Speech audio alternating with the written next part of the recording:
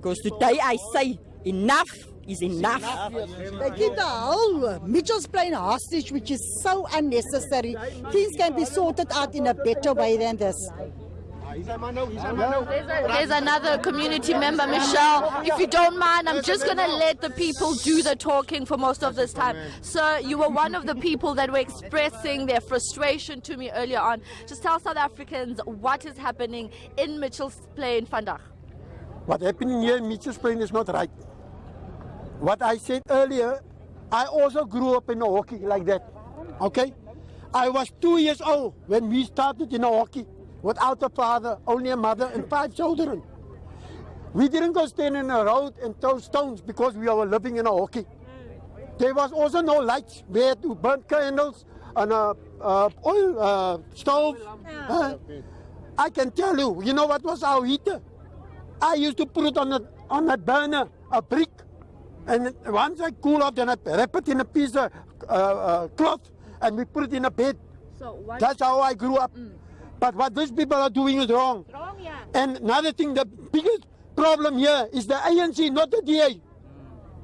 Because they invited the people to Cape Town. Come from Eastern Cape, you will get houses.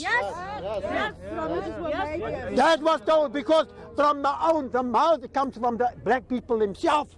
What they have told them those years. We're not racist. We're not racist. We're not racist yet. I drive through Kalisa, 5 o'clock in the morning, whole day. Side B, I know that whole area. I do charity in Kalisa to the mosques and all there. Good people. This man here that they burn out, give charity to them, potatoes and onions. Yes. If they don't have food, he feed those people. They are not racist, Michelle. That is what racist. The residents here in Mitchell's Plain are telling us. It seems like two groups. I'd log ahead, Michelle. I'm just trying to move out of these residents who basically told us right now what the situation is and how they are feeling. Michelle, right across Mitchell's Plain where these people live is an informal settlement that they're talking about. Police are standing by in front of this informal settlement. According to what the residents are saying, they are telling us that Sikalo residents started to protest over service delivery. And obviously when protests of this nature take place, Michelle, residents end up setting buildings alight and vehicles alight. And now these group of residents from Mitchell's Plain saying they cannot take these scenes any longer. They cannot live in an environment where there's so much destruction as a result of the non-delivery of services. So they do not want to be pitted against each other, but this is basically what's happening, Michelle. Colored residents and black residents right across pitted against each other at loggerheads over a simple thing called service delivery. Yeah, absolutely, Artie. And the apartheid spatial planning in Cape Town and around the country as well, leading in some parts to these protests. Have we had the opportunity to get the other side of the story? We've spoken to those residents from Mitchell's Plain just across the street. Have we been able to gauge the feelings of residents of the Sikalo informal settlement? What we've seen so far, Michelle, is arrests from inside Sikalo. I'm going to ask my colleague, there are some a group of residents standing on top of a mountain there. They were throwing stones at each other earlier on. So basically, those are Sikalo residents just standing on top of that hill. I hope my colleague is zooming close enough to let you see for yourself, Michelle, that at this stage we're unable to get into the community. But as soon as we do, we obviously need to hear them speak and have they say their side, where they stand and why they actually decided to protest this morning. Now, Ati, before we were able to bring your picture to our viewers live here on ENCA, we did see those scenes unfolding as you described them. A number of people being arrested there. It's unclear exactly which part of Mitchell's Plain they live in. What are police telling you about when these protests erupted, what they're doing to ensure that violence is kept to a minimum? Let me start here, Michelle. Cape Town has seen a lot of service delivery protests over the past couple of weeks.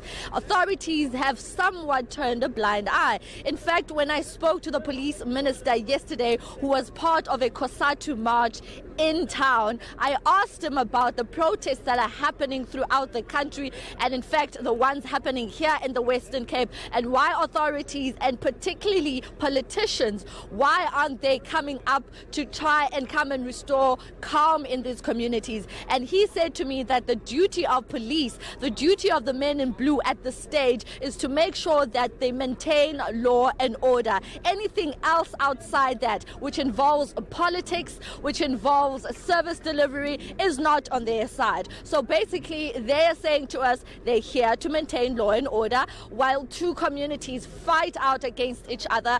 Politicians and higher authorities are just sitting out in their offices and doing nothing. That is what these residents are saying. They're calling on the city of Cape Town. In fact, these residents in Mitchell's Plain, the coloured community, is saying to me that they are blaming the city, and they're blaming, in fact, the ANC for bringing these people behind me from the Eastern Cape to come and allow them to have homes here. They're claiming that they shouldn't be here. They're claiming that they are the ones who are more deserving of services, as they've been in the Western Cape longer than they have.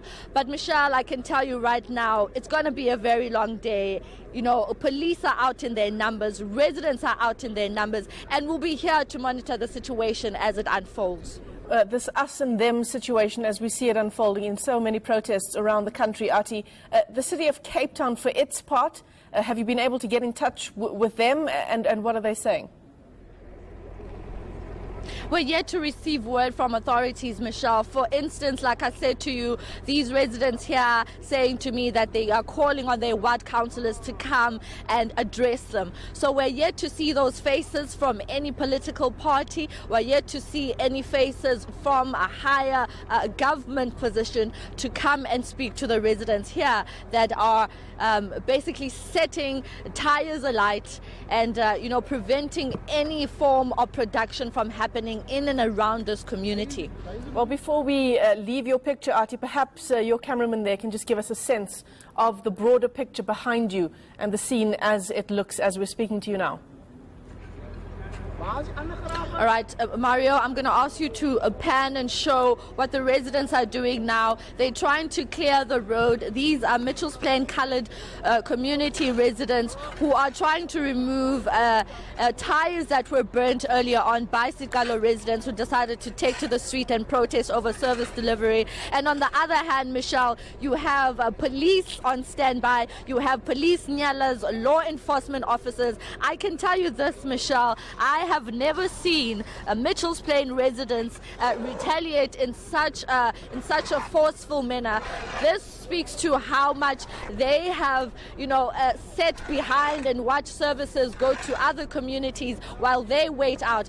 They said to me they are ratepayers and they cannot,